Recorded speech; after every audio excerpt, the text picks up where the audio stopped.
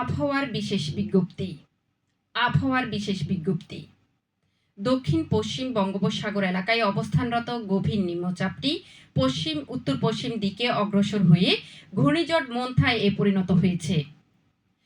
এটি দক্ষিণ পশ্চিম বঙ্গোপসাগর ও তার কাছাকাছি দক্ষিণ পূর্ব বঙ্গোপসাগর এলাকায় অবস্থান করছে। এটি আজ ২৭ অক্টোবর ২০২৫ রাত ৩টায় চট্টগ্রাম সমুদ্র বন্দর থেকে ১৩৬০ কিলোমিটার দক্ষিণ পশ্চিমে অবস্থান করছিল।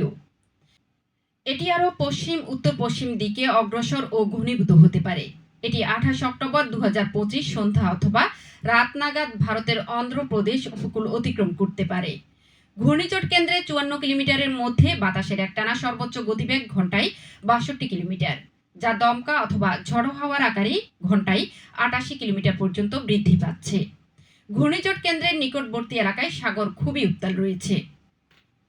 এ অবস্থায় চট্টগ্রাম, কক্সবাজার, মংলা ও পায়রা সমুদ্র বন্দরসমূহকে ২ নম্বর দূরবর্তী হুঁশিয়ারি সংকেত দেখিয়ে যেতে বলা হয়েছে।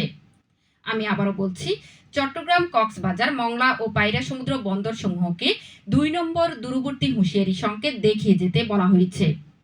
উত্তর বঙ্গোপসাগরে অবস্থানরত সকল মাছ ধরার নৌকা ও ট্রলারকে পরবর্তী নির্দেশ না দেওয়া পর্যন্ত উপকূলের কাছাকাছি থেকে সাবধানে চলাচল করতে বলা হয়েছে।